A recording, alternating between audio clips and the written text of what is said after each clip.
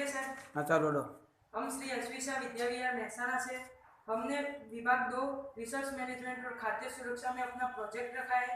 Resource management विभाग में हमारी संस्था ने पर्यावरण जो समस्त जैविक सृष्टि जिस पर निर्भर है उसका दिन प्रतिदिन प्रदूषित धुएं की वजह से प्रदूषण होता जा रहा है और ओजोन वायु का सुरक्षा कवच जो अब अभेद नहीं रहा है उसमें जहरीले वायुओं की वजह से बड़े बड़े छेद हो गए हैं जिसका निर्माण यानी कि ओजोन वायु का निर्माण और प्रदूषित वायुओं की प्रदूषितता कम करने के लिए हमने एक प्रोजेक्ट रखा है।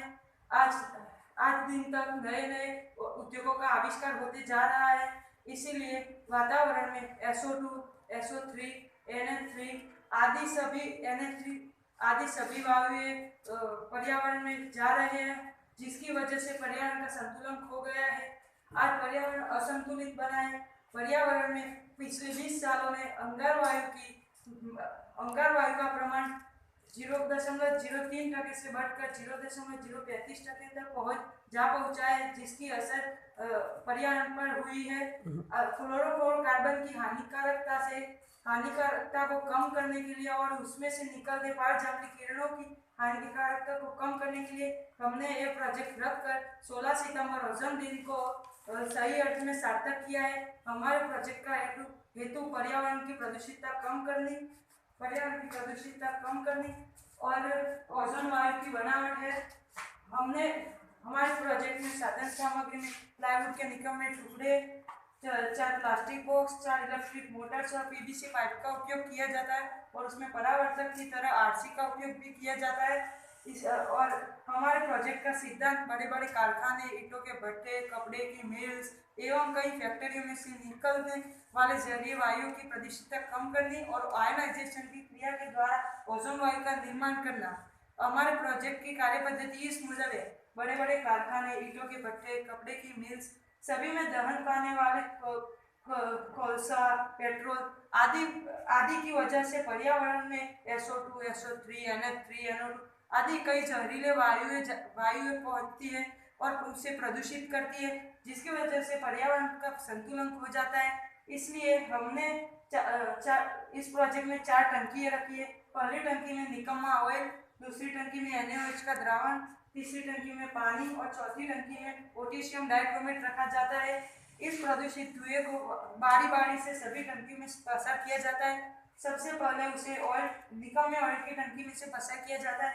इस ऑयल की टंकी में से जैसे ही इस धुएं को पसार करते हैं वहां पर कार्बन के रजकण का इसमें शोषण होता है और ऑयल ज्यादा काला बनता है जिससे वायु कम प्रदूषण वाली बनती है। उसके बाद NaOH टंकी में जाता है। यह इस टंकी में CO2 कार्बन डाइऑक्साइड का शोषण होता है जिसकी वजह से NaOH और CO2 के बीच में प्रक्रिया होकर NaHCO3 यानी कि सोडियम बाइकार्बोनेट का निर्माण होता है। यह सोडियम बाइकार्बोनेट को शुद्ध करने के पश्चात इसके उपयोग ठंडे पीने की बनावट में, अग्निशामक में, एसिडिटी की औषध में, ठंडे पीने की बनावट में, इनो फ्रूट सॉल्ट की तरीके से वॉशिंग सोडा की बनावट में और खाने के सोडे की तरह उपयोग में लिया जा सकता है। उसके बाद यह वायु पानी की टंकी में आते हैं।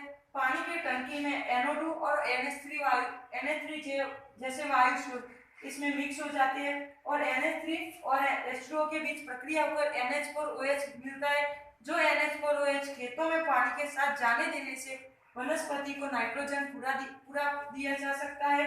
और इसके अलावा दूसरी प्रक्रिया भी होती है जो NO2 और H2O के बीच में होती है जिसकी मदद से 2HNO2 यानी कि नाइट्रस एसिड बनता है। यह नाइट्रस एसिड कृत्रिम खाद की बनावट में उपयोगी है। उसके बाद यह वायु K2Cr2O7 यानी कि पोटेशियम डाइक्रोमेट टंकी में आता है। इस टंकी में SO2 और सभी जहरीले वायुओं का शोषण हो जाता है जैसे कि K2Cr2O7 plus 3SO2 plus H2SO4 gives K2SO4 plus Cr2SO4 thrice plus H2O। उसके पश्चात यह वायु आयनाइजेशन विभाग की तरफ आता है। इस आयनाइजेशन विभाग में सभी वायुओं को ऊंचे तापमान पे गर्म किया जाता है। यहाँ पर अपूर्ण अंगार वायु का पूर्ण अंगार वायु में रूपांतर होता है और उसके पश्चात अपूर्ण अंगार वायु और पूर्ण अंगार वायु के बीच में आयनाइजेशन की क्रिया से पर्यावरण में ओजोन वायु का ओजोन वायु मिल जाता है, यानी कि 2O3 प्लस H4C निकलता है। ओजोन वायु वातावरण में जाता है। इस प्रोजेक्ट में किसी भी तत्व को फेंका नहीं जाता है।